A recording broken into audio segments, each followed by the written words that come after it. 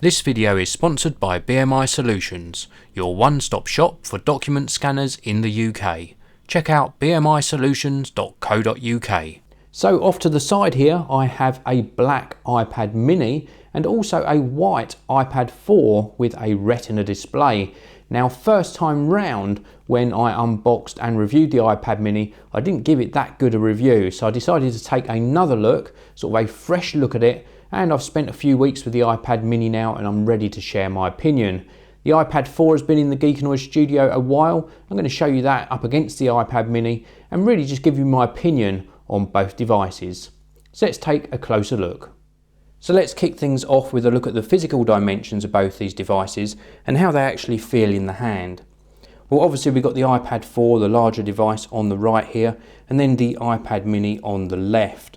And probably a little bit of an unnecessary comparison, but just to give you an idea of the size difference, you can see that the iPad 4 with its 9.7 inch display and the wider bezel around the outside of the screen is quite a lot bigger than the 7.9 inch iPad mini. We've also got Apple moving over to the Lightning connector, moving away from the 30-pin dock connector on both devices. Was that a good move on Apple's part? Well, they obviously had their reasons, they've done it. For me, I wish they'd stuck with the older connector. It would have made things a lot easier with regards to docks, etc. Now actually in the hand, the iPad mini is pretty good. My size hands are sort of medium. They stretch around the back a little bit, so it's a little bit uncomfortable, but certainly for prolonged periods of use, the size and the weight of the device is a lot more pleasing to use. It certainly is a lot easier for reading and propping up on your lap. The iPad 4 is a weighty tablet. You're not going to be wanting to hold this up for reading for prolonged periods of time, and one-handed use you do have to grip it quite hard. Put this thing in a case and that can help, but it's certainly not a one-handed device. Now let's just have a quick look at the actual physical controls. Well, on the iPad mini we've got volume up and down, the lock rotation switch and the power on off on the top, microphone and 3.5mm audio jack.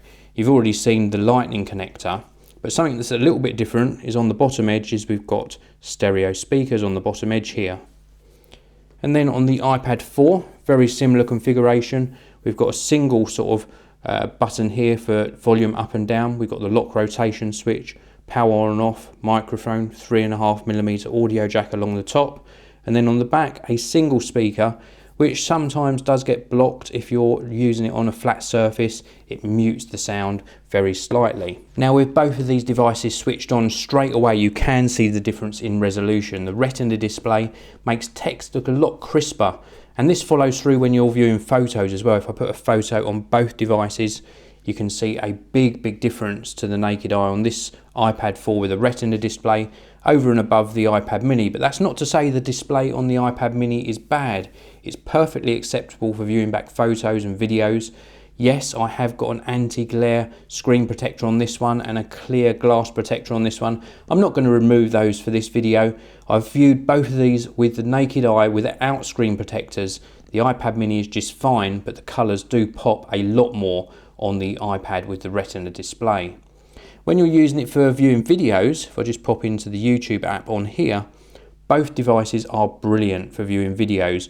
You are going to again notice a better clarity on the iPad 4 with the Retina display and indeed the iPad 3, but both of these work equally as well. If I set this playing back, they are both beautiful for viewing back media. So I certainly wouldn't worry about using either of these devices. All I would say is that the iPad 4 with the Retina display is a lot better when it comes to clarity, but you won't be disappointed with either.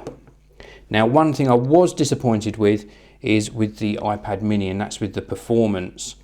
When you're launching things like games, even just normal applications, you do get the odd stutter on the iPad mini. It's not a deal breaker, but it is definitely noticeable. Let me just take a closer look at the display on this, and if we can get this to focus in, you'll see that the text is still nice and clear and readable.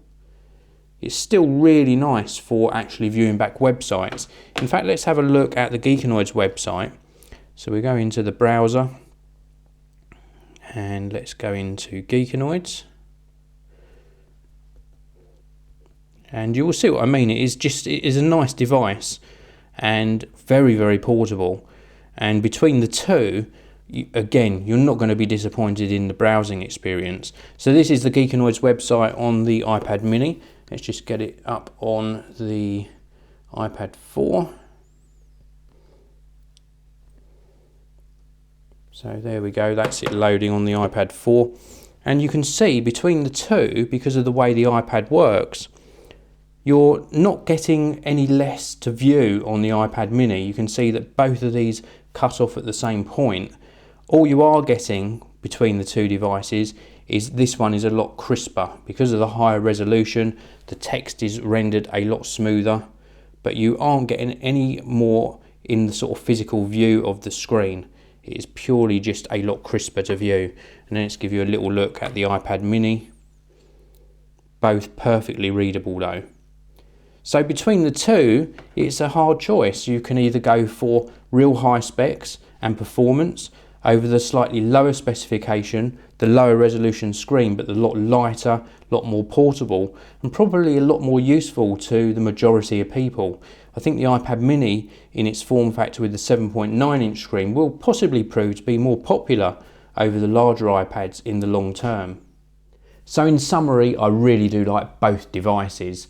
I was a little bit harsh on the iPad mini first time round, and I think that's purely because I was really in love with the Retina display on the iPad 3 at the time, and now the iPad 4 has got that extra boost in performance, and the Retina display really does make a big difference. It makes photos and videos and text on websites look so much better.